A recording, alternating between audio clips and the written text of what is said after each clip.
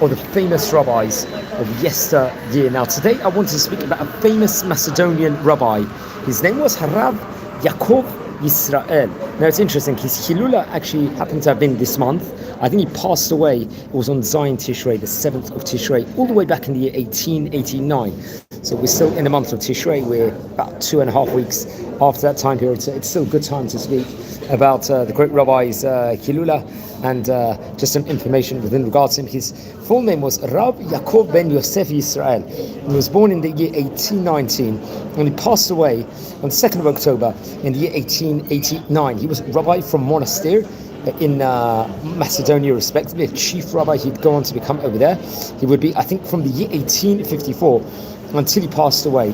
For a staggering 35 years, he would be the chief rabbi over there. And Moshe Montague was close, I think, with Moses Montefiore, the famous philanthropist, who we've spoken about on various occasions before in this series.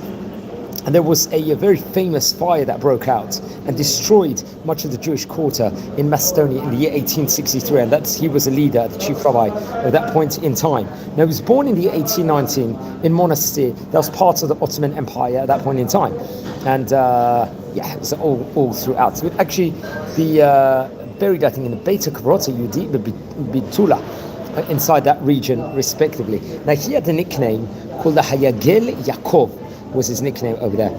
And we're going to learn about some of his books, which he actually wrote, including Yismach Yisrael, Yagel Yaakov, which was printed, I think, in Belgrade in 1900. And the Yismach Yisrael was printed in Belgrade in 1896. Very, very interesting enough. So he was a grand Jewish rabbi. He was actually the son of another famous rabbi, Rabbi Yaakov Yosef Yisrael. Remember, the Yisrael family itself was a famous rabbinical family in that point in time of those days. He'd have children including Raphael Yisrael, who lived between 1845 to 1910, and Yosef Yisrael, who lived between the years 1840 to 1909. Let's explore a few of the highlights of the famous rabbi's life. So he was born in Mounstir.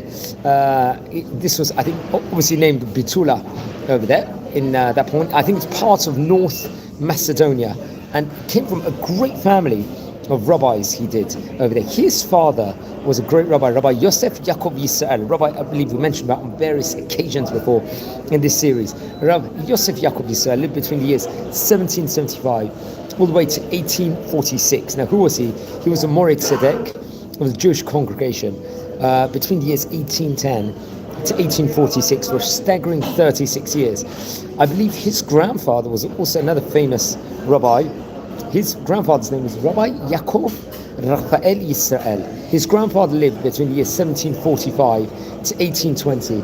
His grandfather established a yeshiva called the Kihilat Yaakov inside that city, the congregation of Jacob, as we translate over here.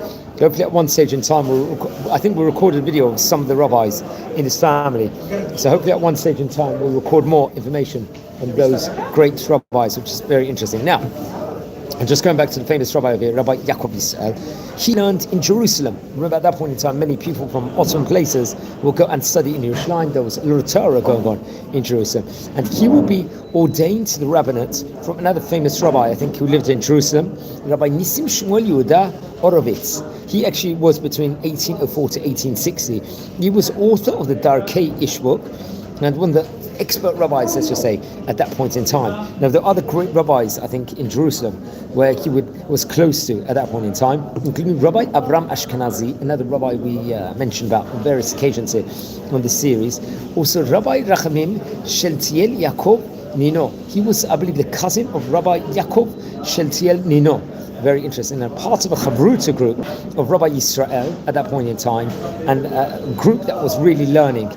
He would receive rabbinic ordination over there, and he would return to Mounstir, and he would be appointed as a dayan, as a judge, in the, let's just say, the Beit Din Harabanei Ha'ir, inside the Jewish court of the rabbis of the city, respectively, at that stage in time. Now, it's actually interesting. His name would actually become very grandiose inside those areas itself, and the Beit Din at that point in time was very, very strong. I think he would actually start, if I'm not mistaken, in the year 1849. I mean, he was born, I think, in 1819, so he was towards his end 20s very early 30s at that stage in time over there. I think come what the year 1854, he was appointed the chief rabbi of Mounstir, a very prominent position. Remember, in North Macedonia, that was a very great community of yesteryear there. It was a great Torah-orientated community also that we have to point out. And he was known as a great rabbi, a great posek of that time. Noda Kerab or posek Shamra, respectively, over there. So very, very interesting. And come with the year 1860, he will arrive. I think there was a Mounstir. There was, unfortunately, I think at that point in time, there was missionaries coming at that point in time. I'll say what it says actually in Hebrew over here, reading Wikipedia as a source of it.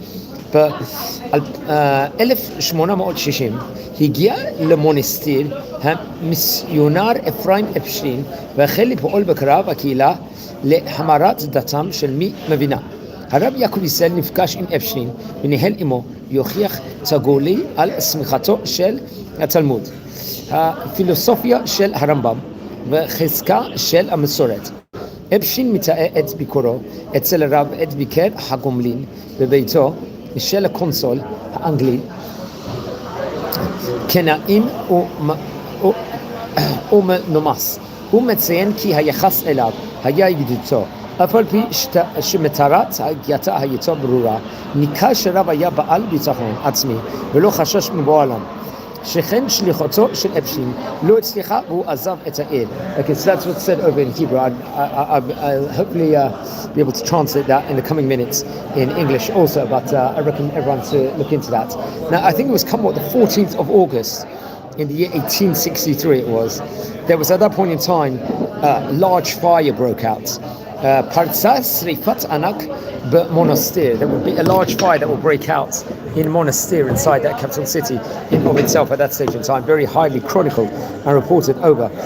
I think it was inside the Jewish quarter of the city, and I think 3,000 from the Kehila.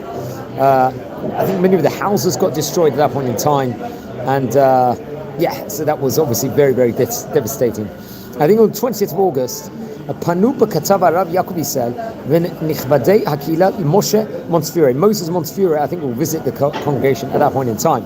המכתב עבר על ידי הקונסול הדיפלומטי הבריטי למונסטיר, צ'ארלס קלרט, אשר הוסיף בקשה דומה מטעתו.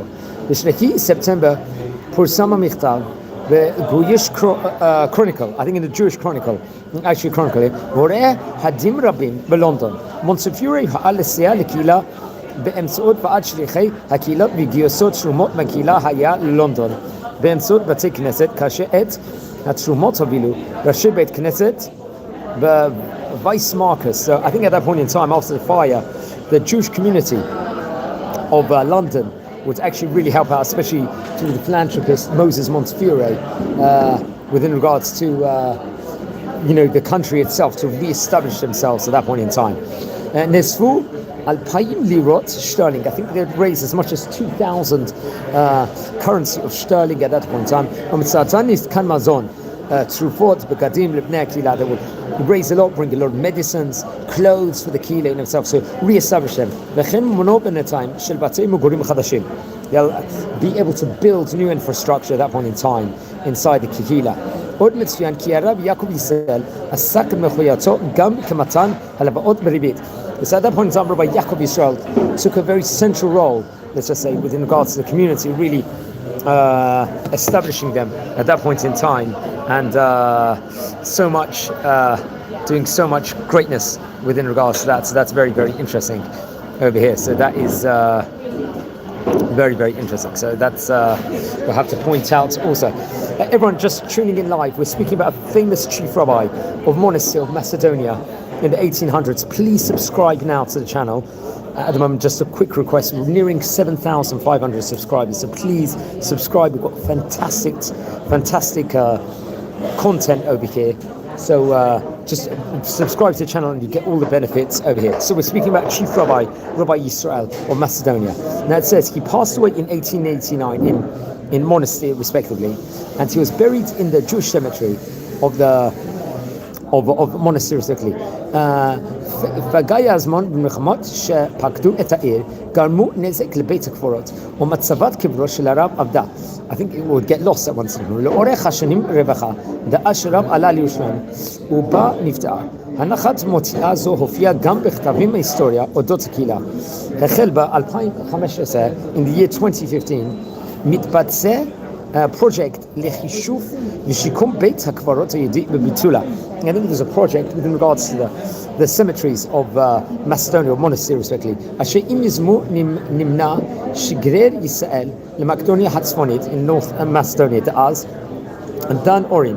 במסגרת הפרויקט התגלתה מצבת קברו של הרב יעקב ישראל ועלה כתבו בעברית. I think it's actually written over there. And here's the thing. I'll state what it says in Hebrew. Kon nahi nisurim deba'u alav. Le'et ziknato mem hey dalet. I'm not sure what that stands for over here. Lekta alav. Misurat bidono asher yaab.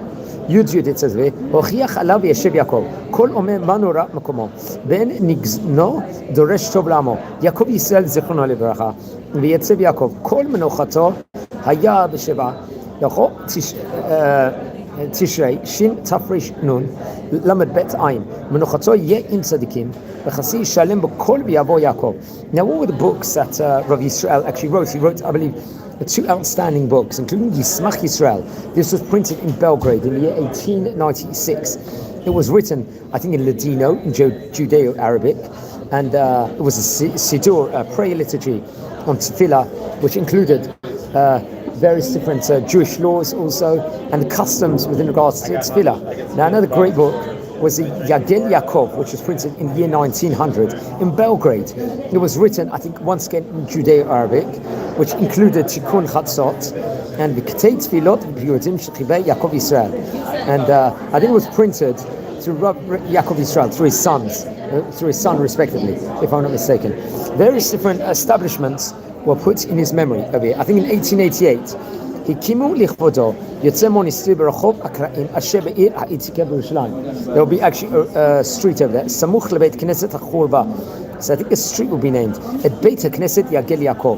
Very interesting enough. Let's speak a bit about the Yagel Yaakov synagogue also, which was a synagogue, I think, obviously named after him or established because of him in Jerusalem, located in a monastic community over there.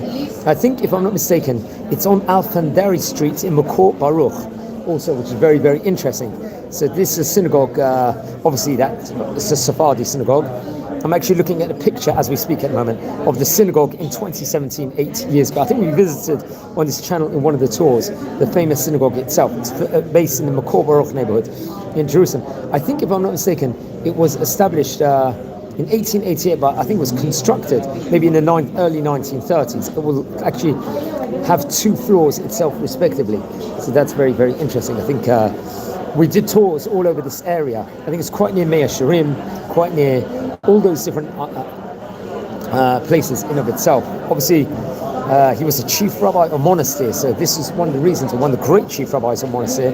So in his honor, there was in the synagogue in the old city of Jerusalem, and I think originally it was in the 1880s in Jerusalem, in the old city, and near the Horeba synagogue. Then it would later move to Makor Baruch neighborhood in Jerusalem in the very early 1930s. It has a 2-floor synagogue over there, and I think there's an Ezrat Nashim there also. And very, very interesting. We'll hopefully visit the synagogue at one stage in time. I think the prayers over there in the synagogue used the prayer, they would say additional tefillot, if I'm not mistaken, within regards to expulsion, within regards to the Spanish Jewry, commemorating the 1492 Spanish expulsion, if I'm not mistaken. Also, so that is very, very interesting. So that is also another tidbit also that they will also do over there inside that synagogue. So that's very interesting. So it's also said over also, just to point out, so the כמנהגי יהודי מונסטיר נהגו מתפלל בכנסת לומר קדיש נוסף בתוך תפילה לציון גירוש ספרד. There's an extra Kaddish to commemorate what actually happened during the Spanish Inquisition. Very, very interesting. Now, just friends, a quick message over here. If you would like to subscribe to the channel, we really, really appreciate it over here. We're nearing a staggering at the moment on this channel, staggering 7,500 subscribers, so please subscribe. We've got fantastic content over here the whole time, so I can't recommend enough for you fantastic people to subscribe, and so on and so forth. So very, very interesting. So that's taking a break. Yeah, just in the middle of a live video. Yeah. You'd like to want to give us another message for like 2 minutes? Right now? Maybe in about 10 minutes? Yeah, sure. I'm just going upstairs. I'll be back. Okay, no, so in about 10, 15 minutes? You got it. So I'll finish the video then. Okay, amazing. Maybe you'll ratio it or something. Maybe it's more of a secular audience. Okay, amazing.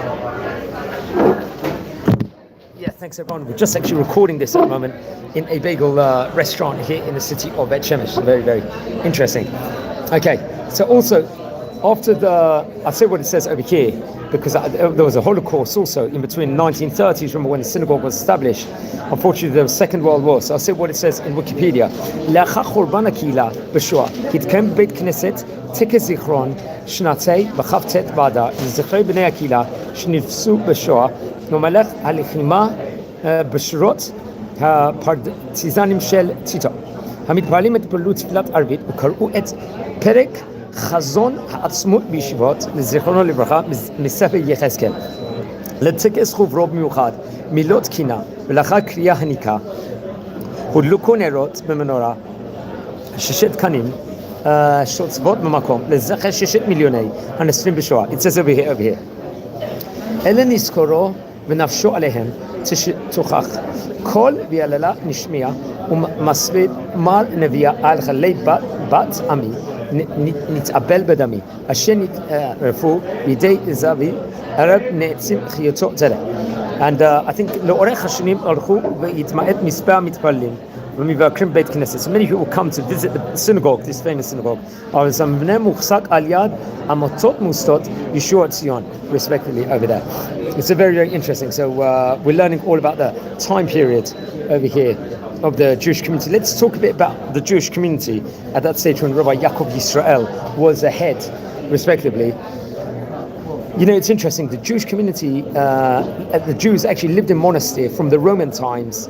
Obviously, it was the Sephardic Jews that originally migrated from the Iberian Peninsula in the 15th century. And they became a predominant group in the town by the 16th century.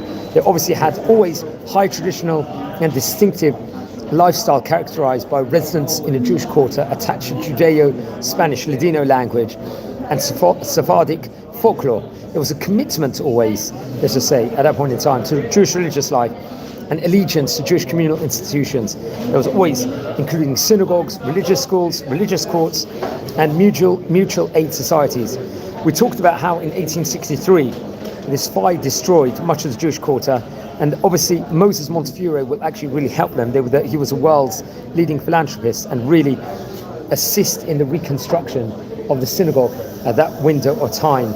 And this appeal, let's say, to make to the West mark the beginning of the Sephardic communities, let's say at that point in time, reorientation towards European culture actually. And the gradual introduction of this will actually bring about a lot of secular education afterwards and secular values to the population.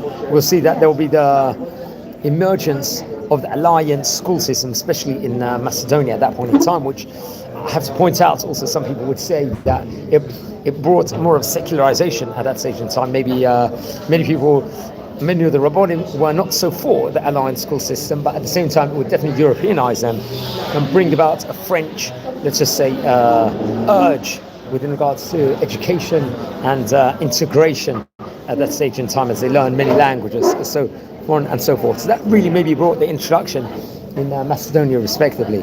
These changes also took place at the same time as there was new transportation links to Salonikia and expanded trade and brought more economic prosperity to the Mounstir Jewish community at that stage in time. We actually recorded a video not long ago within regards to the history of Mounstir. We did an in-depth video over here. Also, anyone that's tuning in now, please subscribe now to the channel. We've got 24 people live. Please subscribe. We're nearing 7,500 subscribers. We've got fantastic content on this channel. So please, please subscribe. Now, just talk about more within regards to he lived at a time period just after he passed away in the late 1880s. there was a change, let's just say. There was a period of cultural and economic development, but it was cut short by political upheavals in the region. I think in 1903, about 10-15 years after Rabbi Yisrael passed away, there was political upheavals in the region, especially from 1903.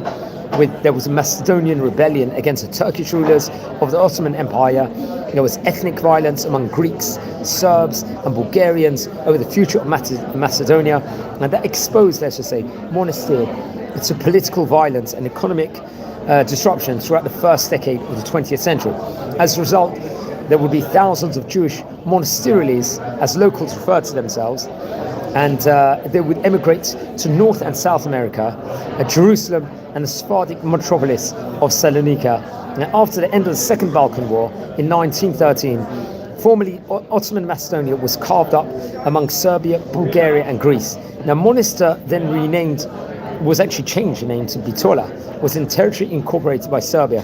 However, the Jewish community continued to call the city by the name it bore during the centuries of Ottoman rule of Mounstir, respectively, which is very, very interesting. So we're speaking today about the famous Rabbi Yaakov Yisrael, one of the famous Macedonian rabbis who lived 70 years between 1819 to 1889 over there at that point in time. And we also took place about there was many famous people at that point in time. Anyone that's tuning in at the moment, please subscribe to the channel. We are nearing 7,500 subscribers and join our community.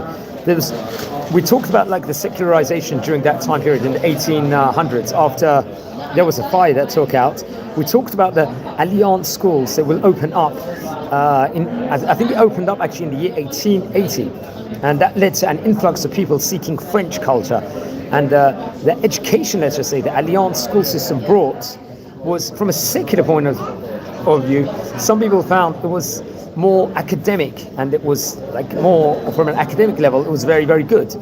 Obviously, I don't know if it was so good religiously from Jewish point of view. And students returned to the city, I think, with cultural baggage they had acquired, and it was a time period of change. And the schools of the Jewish community became dominant over the Maldari, let's just say. And this led to more openness in the community, let's just say, and integration of Jewish community into the social fabric of the society. Remember, from a religious point of view, this might not be so good. I don't know if Rabbi Yaakov Yisrael was too, how he felt about it. Members of the community began to leave Mounstir, I think, in 1879, and will go to the various capitals at that point in time. And remember, at that point in time, there was Ottoman headquarters over there. There was railway lines that was opened up at that point in time, especially from Mounstir to Salonika, which we spoke about on various occasions before. I think another fire would break out in July 1897, but that was after the time period where Rabbi Yaakov Yisrael had passed away. That's what we pointed out also beforehand. So yes, he was famous rabbi. He would work, I think, 40 years approximately as a chief rabbi. He was buried in Bitola in the cemetery over there, and was chief rabbi for many, many years. Remember, this was a point of time where there were various different, there was famous Macedonian rabbis at that point in time all throughout Jewish history. Some of the famous Macedonian rabbis included Rabbi Shlomo Cohen. He was a great rabbi that lived between 1540 to 1602. He was another chief rabbi, I believe, of the place. Another famous Macedonian chief rabbi was the name of the rabbi Yosef ben David Eben Lev. He lived between 1503 to 1580, way back. During the 16th century, he was also Rosh Yeshiva in Saloniki and also in Turkey, and was a famous posek and a dayan. He was also known as a Maravil. He was another great rabbi of that stage in time over there. He was the author of the Maravil Chudushay Maravil Gittin. Also, he was another famous rabbi of his point in time. And another rabbi, I believe, was I think it's actually interesting. At the end of the 19th century, the head rabbi, I believe,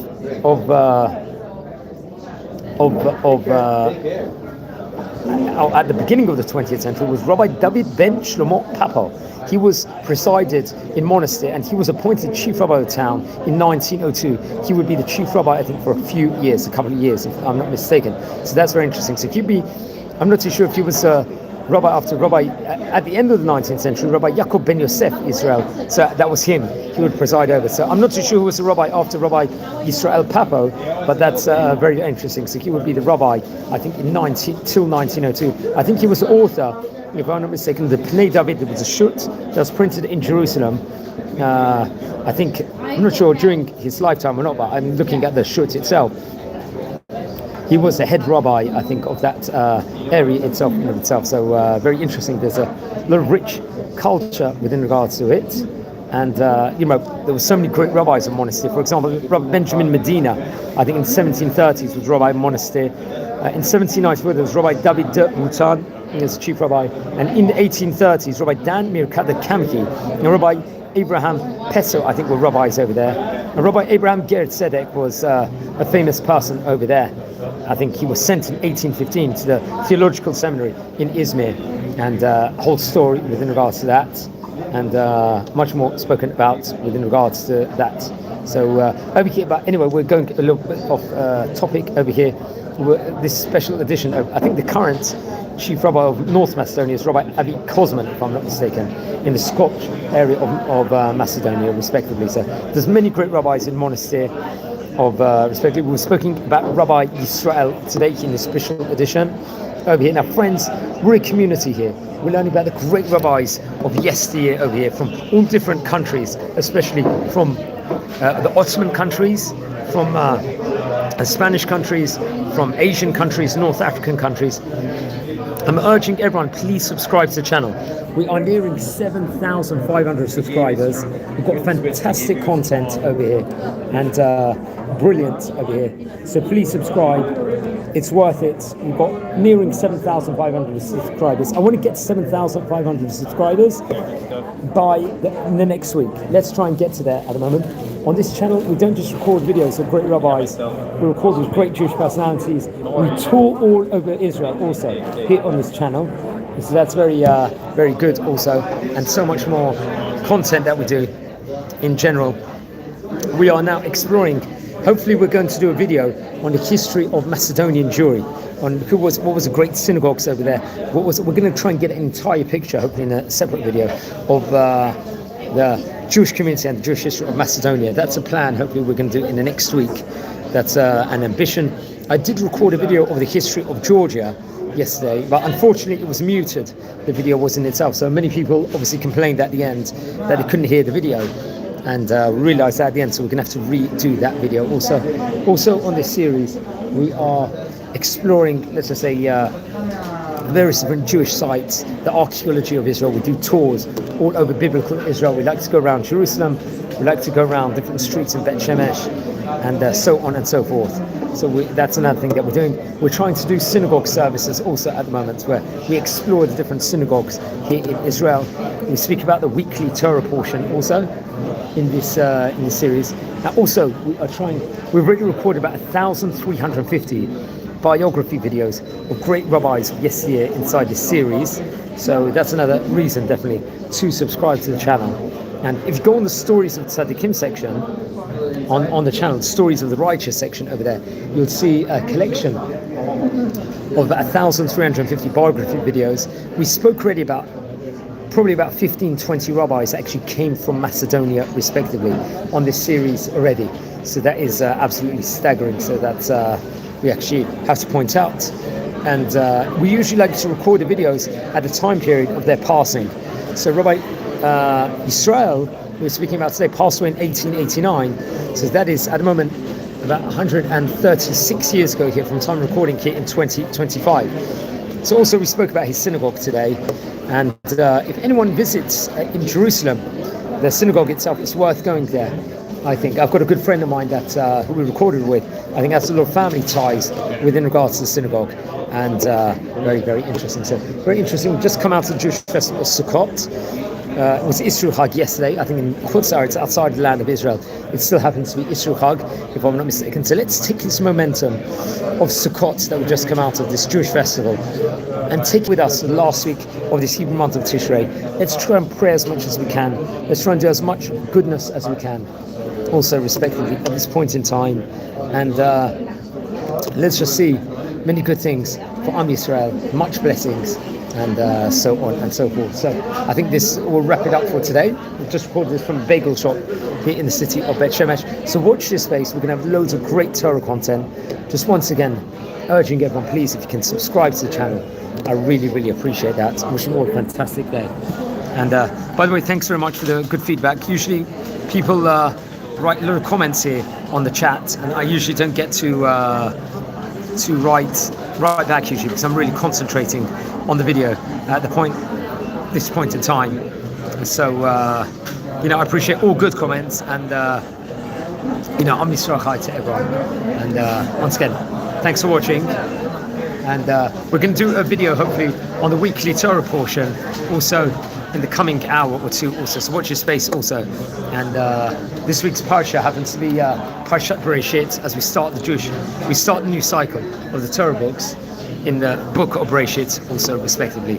Also this week's parsha, so we're going to have a lot of good teachings within regards to that. Also, it's going to be in 2 days tomorrow, because tomorrow night is going to be Shabbat. It's Friday night already, so it's been a short week.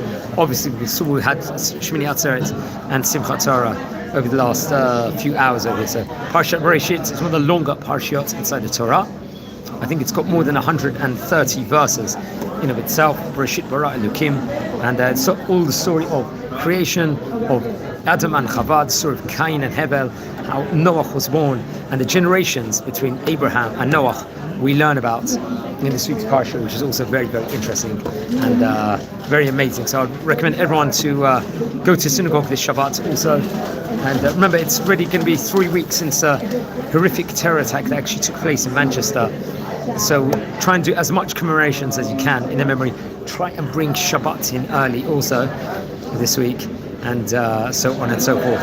And really try and do as much mitzvot as possible and bring blessings upon the whole world and Israel. So please, everyone, once again, subscribe to the channel over here, nearing 7,500 subscribers, and really appreciate all the fantastic feedback. Have a great day, and Shabbat Shalom. Thank you.